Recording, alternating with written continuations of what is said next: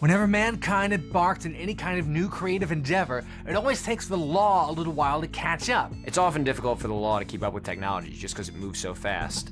And video games, when they first came out, there was no rules really governing it. Is it software? Is it art? Is it a toy? No one was really sure what it was. It's still a weird medium in that it mashes together all of these different media to create something that makes it really hard to legislate and sort of determine who owns what intellectual property. In the history of video games, there have been hundreds of lawsuits. There were lawsuits before the term video game was even used. So these are kind of like the growing pains that happen in a new industry. And because everything was so fuzzy and unclear back then, some people could get away with murder, and other people, they got sued just by walking out the front door in the morning. So the first commercial video game system was the Magnavox Odyssey, created by this guy, Ralph Baer, who decided that he was going to go ahead and patent an electronic controllable game projected on a TV, which is basically the guy trying to patent video games. It's as if Gutenberg had patented the whole idea of books. This whole medium was patented, video games. No one even knew this was going to be an industry or an artistic medium. They just thought this was a bunch of consumer electronic products that would sell for 2 seasons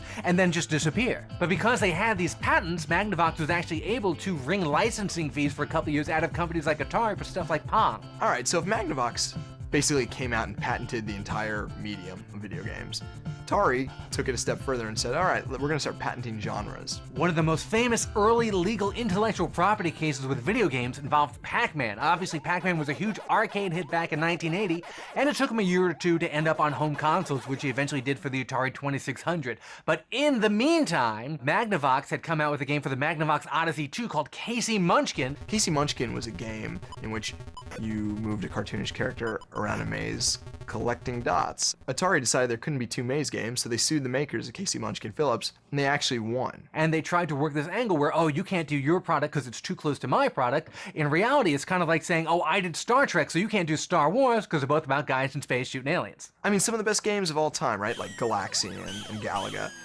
Taito could have sued them saying, oh, you infringed on shooting aliens that are coming down in rows, after Space Invaders.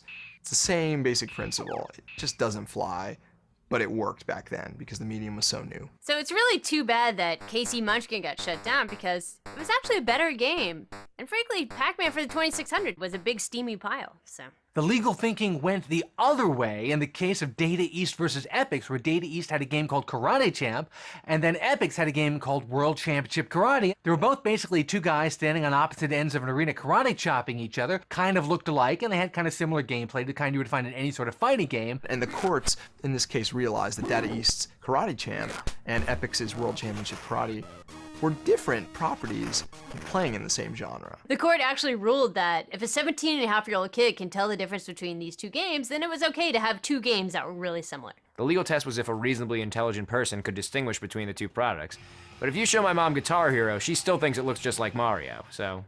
Data East didn't go away empty-handed. They actually learned something from this, and years later started churning out their own knockoff games. There was Street Fighter 2, and they had their own version called Fighter's History. In any medium, when something takes off, guess what? It's going to establish a genre that tons of other creators want to actually hop on. Capcom naturally sued and lost the case, and that really established that video games were more like movies or TV instead of just a toy. It's okay to kind of pay homage or copy something that's really popular. One potentially dangerous case that could have destroyed video gaming forever was between Midway and Arctic. Arctic was a company who basically ripped off games. I mean, they made PacMan, Rally X, pretty much down to the letter. Same characters, same sounds.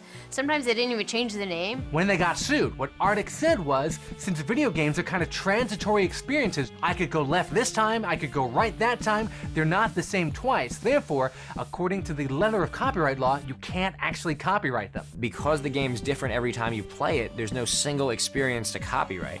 And the prosecution was like, yeah, it's actually a a valid point. When copyright law was last visited in 1976, it wasn't really accounting for video games as this new medium. And so Arctic International basically said video games cannot be copyrighted as an audiovisual work. These guys had obviously done their homework. They knew what they were going to say before they went into court. They knew they had a rock-solid argument. But the judge was smart enough to recognize that even though they were interpreting the law literally, they weren't really in the spirit of the law. It was this verdict that actually laid a significant precedent for video games, right? For games to be respected and protected as works of art. So Arctic had another product. It was a speed-up board for Galaxian. You plugged it into your arcade machine and it would make the game go faster, which was kind of cool. They got sued, and they lost that case also because it was determined that theirs was a derivative work. Unfortunately, to make this Galaxian speed-up board, they had to use some of Galaxian's code, which is definitely illegal. The code itself is protected as literary work, even then.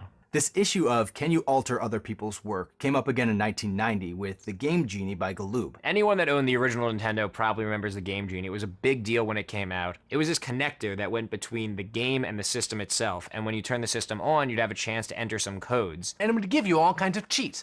Unlimited lives, invincibility, new weapons and ammo, all kinds of cool stuff like that. This is kind of the beginning of people modifying games. Now you can do it with a patch or in software usually. Back then, the only way to modify a Nintendo game was with this Game Genie, and Nintendo did not like that. Unlike the Arctic case, Nintendo loses because the Game Genie is something that you use after a purchase. So the courts determined that if a customer buys something, they own it, and they can do with it whatever they want after it's theirs. So the important legal concept discovered here was that video games are protected under the same fair use laws as any other artistic medium. Once you had that cartridge, you could take it home and play it in the machine, you could put it in the box on the shelf and just look at it, you could put it in a sandwich and eat it. You owned it, you could do whatever you wanted with that physical product. It's as if you bought a movie and for some reason you wanted to re-edit it, just for your own use. You didn't want to sell it, you just want to re-edit it.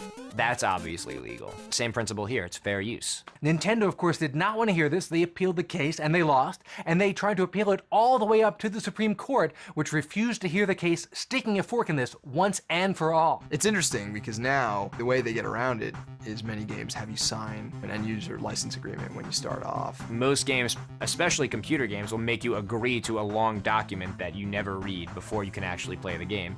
So you scroll down to the bottom, you hit I agree. What you're actually doing is giving away your firstborn child and any right to use the game in the way you want. They're saying you have to use it our way. The whole issue of once you bought the game, you can do whatever you want comes up again in 1987 with Blockbuster and Nintendo. Blockbuster was renting movies and then, with the video game boom at the time, decided to start renting Nintendo video games. Nintendo says, hey, people are renting games, not buying them. We're going to lose out.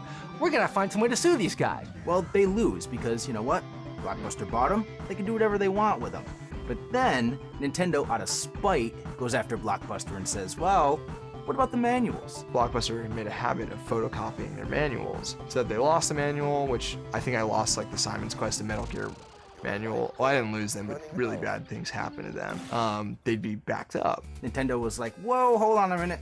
You can't do that. It's copyright infringement. They were right. You can't do that. It's illegal to Xerox copyrighted material and then turn around and make money off of it as well. So Blockbuster still had the right to rent games, they just had to put the original manuals in with them, and that's why every time you go to Blockbuster and rent a game, there's no manual in the box because some little douchebag lost it already. It's almost just like the biggest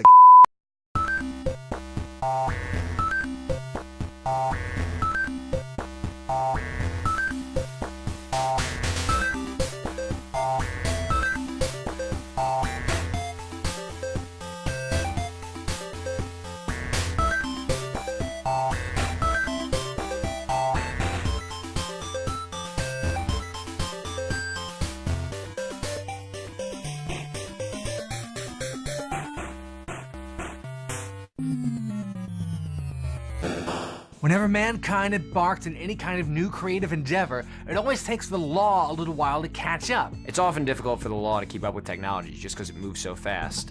And video games, when they first came out, there was no rules really governing it. Is it software? Is it art? Is it a toy? No one was really sure what it was. It's still a weird medium in that it mashes together all of these different media to create something that makes it really hard to legislate and sort of determine who owns what intellectual property. In the history of video games, there have been hundreds of lawsuits. There were lawsuits before the term video game was even used. So these are kind of like the growing pains that happen in a new industry. And because everything was so fuzzy and unclear back then, some people could get away with murder, and other people, they got sued just by walking out the front door in the morning. So the first commercial video game system was the Magnavox Odyssey, created by this guy, Ralph Baer, who decided that he was